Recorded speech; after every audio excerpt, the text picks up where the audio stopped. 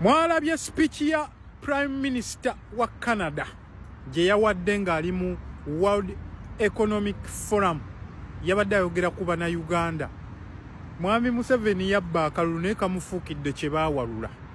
Allah akibar, ffe twakitegeera ogenda kabba akalulu naye tugamba yes kaakabbe naye abbe kye bayita enjovu ekulemerere. Abamerika mwabalabye baapositinze nabo. Kati tuli Canada. Minisita ayogeddeko n'agamba Bannayuganda bangi abamanyi abalaba n'okulaba ekigenda mu maaso naye batya okwogera kubanga we banayogera we bati their lives and properties will be destroyed. Obulamu bwabwe n'ebyobugagga bijja saanizibwawo bajja kubatta.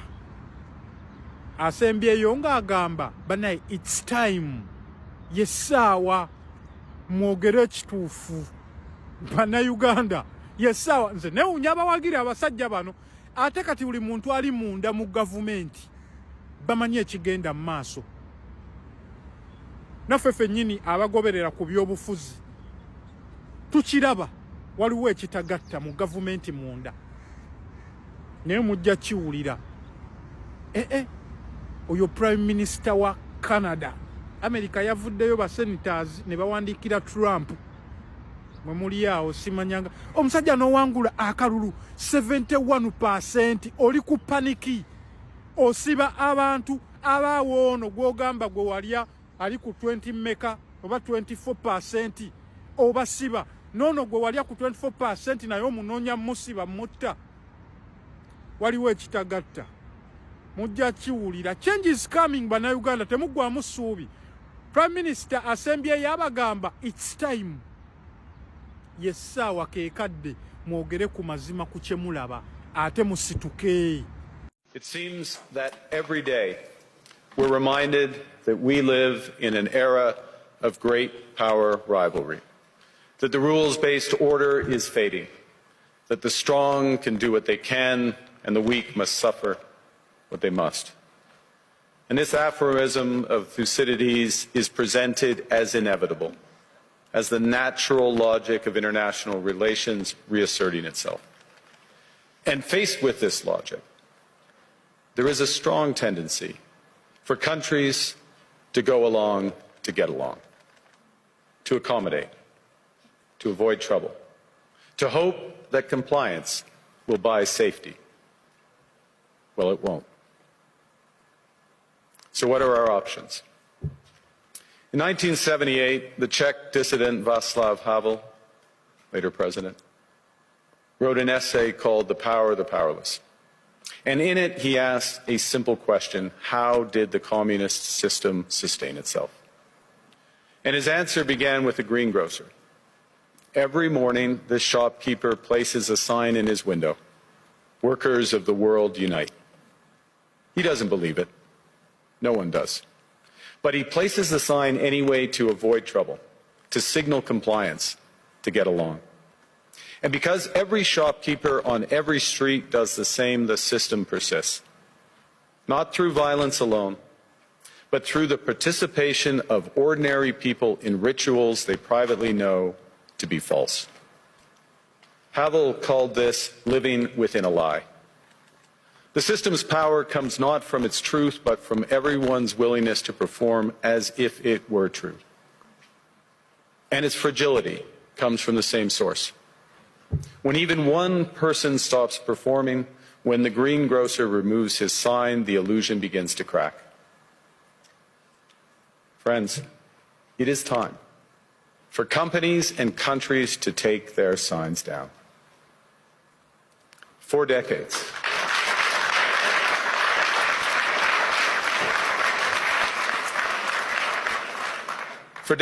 countries like Canada prospered under what we called the rules-based international order.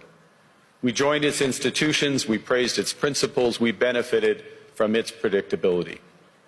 And because of that, we could pursue values-based foreign policies under its protection. We knew the story of the international rules-based order was partially false, that the strongest would exempt themselves when convenient, that trade rules were enforced asymmetrically. And we knew that international law applied with varying rigor depending on the identity of the accused or the victim. This fiction was useful, and American hegemony in particular helped provide public goods, open sea lanes, a stable financial system, collective security, and support for frameworks for resolving disputes. So we placed the sign in the window. We participated in the rituals, and we largely avoided calling out the gaps between rhetoric and reality. This bargain no longer works. Let me be direct. We are in the midst of a rupture, not a transition.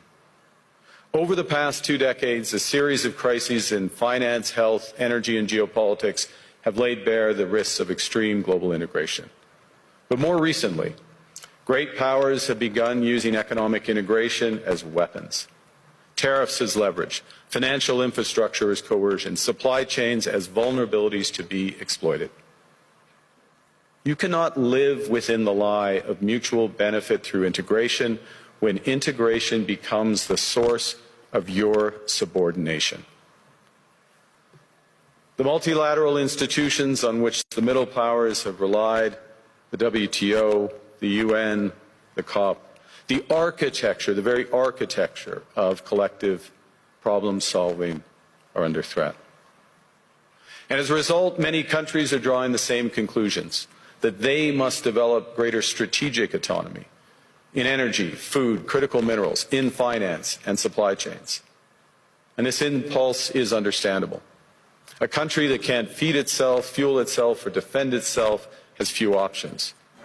When the rules no longer protect you, you must protect yourself. But let's be clear-eyed about where this leads. A world of fortresses will be poorer, more fragile, and less sustainable. And there's another truth.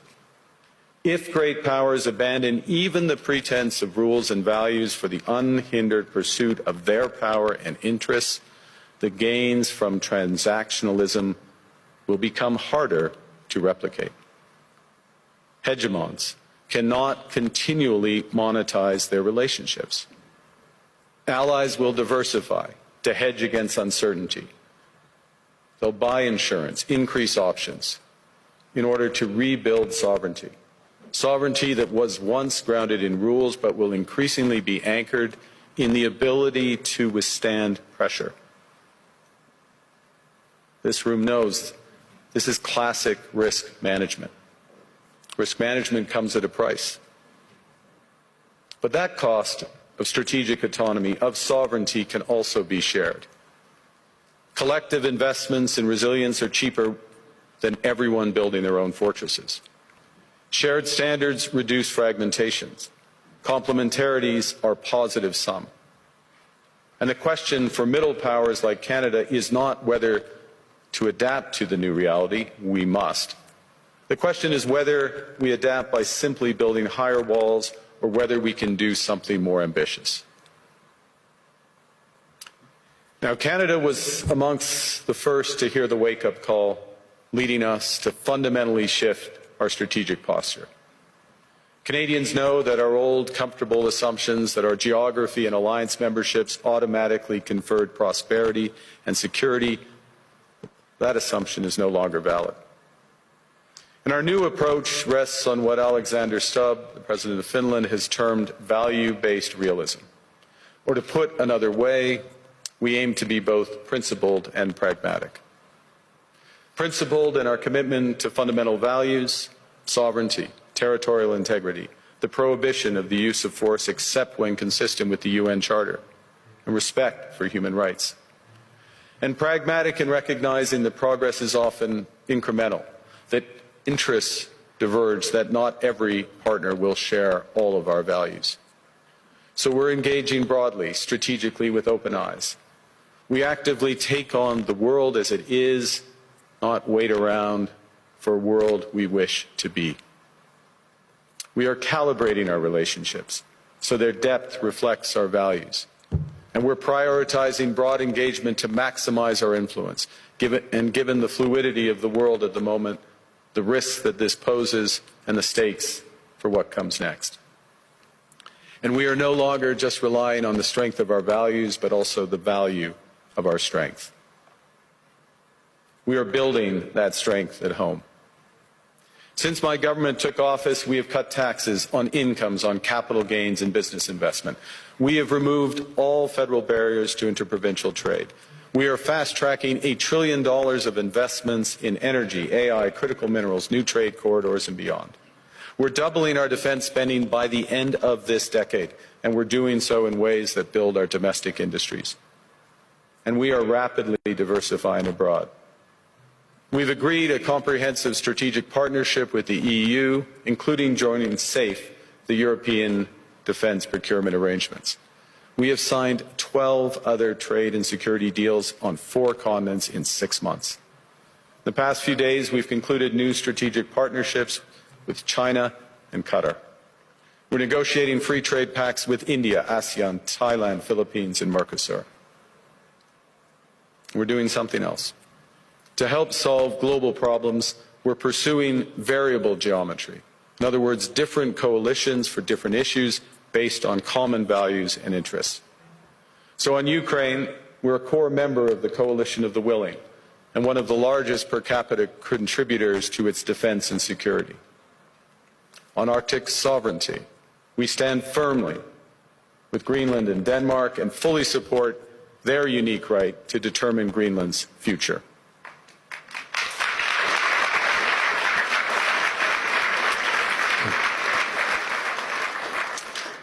Our commitment to NATO's Article 5 is unwavering.